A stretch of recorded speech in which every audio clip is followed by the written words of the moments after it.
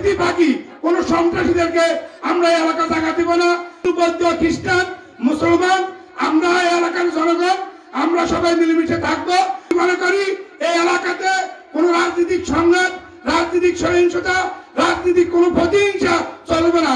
আজকে মাইকের মুখে লাহারকান্দি ইউনিয়নের যত ব্যক্তি শুনতে পান তাদেরকে স্পষ্ট করে বলতে চাই, যদি আমি শুনি বড় অফিসের সরকারি ফিসের বাইরে অতিরিক্ত কেউ কোনো টাকা পয়সা দিয়েছেন, আমি তাদের কাগজে সই করবো না, তাদের জন্ম নিবন্ধনে সই করবো না, তাদের কোনো ট্যাক্সের কাগজে সই করবো না।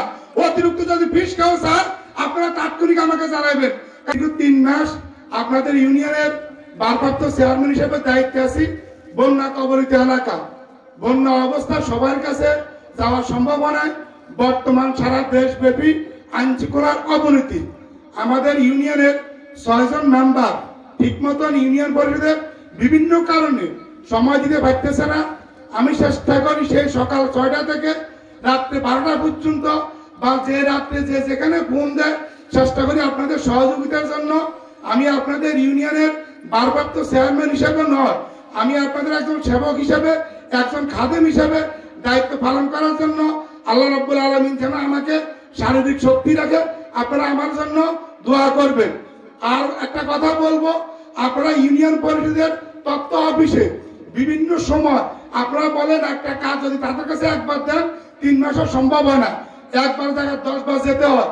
আমি আপনাদেরকে বলবো, কিছুদিন আগে আমার এই উত্তর ভাষার এক বাড়ি এক ভদ্রলোক আমার কাছে গেছেন, ভাই আমার জন্ম নিবন্ধনী হয় নাই, বয়স হয়ে গেছে, এখন এইভাবে করতে চাও। আমি বলছি একটু সমস্যা আছে, সমাধান করে দিব, আপনি আমার কাছে দেখা করেন আগামীকালকে। পরের দিন যখন বাজারে আসছি, ভাই আমি তো 5,000 টাকা দিয়ে আসছি, এখন বলুন দোষটা কি আমার না যে টাকা দিয়ে আসছে তা? আমি আজকে মাইকের মুখে লাহারকান্দি ইউনিয়নের যত ব্যক্তি শুনতে পান তাদেরকে স্পষ্ট করে বলতে চাই, যদি আমি শুনি বড় অফিসের সরকারি ফিসের বাইরে অতিরিক্ত কেউ কোনো টাকা পয়সা দিয়েছেন, আমি তাদের কাগজে সই করবো না, তাদের জন্ম নিবন্ধনে সই করবো না, তাদের কোনো ট্যাক্সের কাগজে সই করবো না। অতিরিক্ত যদি ফিস কেউ স্যার আপনারা তাৎক্ষণিক আমাকে জানাবেন, কারণ আমি প্রতিদিন 1-2 ঘন্টা বড় অফিসের সময় দেওয়ার চেষ্টা করি। তো আপনাদেরকে আরেকটি কথা বলবো, বর্তমান দেশের রাজনৈতিক পরিস্থিতি বিভিন্ন দিকে বিভিন্ন সমস্যা। আমরা যদি মনে করি, আপনারা যদি মনে করেন আওয়ামী লীগ দুষ্কৃতিকারী, এই কারণে শেখ হাসিনা পালাই গেছে, তাহলে আমরা যারা এখন মাঠের ময়দানে আছি আমরা কেন দুষ্কৃতিকারী হব? আমরা কেন ভালো হব না? আমরা কেন ভালো হব না? আমরা ভালো হতে হবে।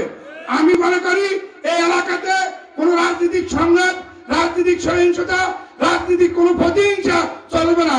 এখানে আমরা যারা যা আছি, আমরা বাইরে হিন্দু, বৌদ্ধ, খ্রিস্টান, মুসলমান, আমরা এই এলাকার জনগণ আমরা সবাই মিলেমিশে থাকবো, মিলেমিশে চলবো। অতিথি বাকি কোন সন্ত্রাসীদেরকে আমরা এই এলাকা জায়গা দিব না। যদি কোন সন্ত্রাসী কোন এলাকা থেকে আসে, আমরা এলাকার সর্বসাধারণ মিলে তাদেরকে প্রতিহত করব। এই এলাকার শান্তি আমরা রাখবো, এই এলাকার মানুষ যেন শান্তিপ্রিয়ভাবে চলতে পারে, এই উদার আহ্বান রেখে আমি আমার সংক্ষিপ্ত আলোচনা এখানে শেষ করলাম।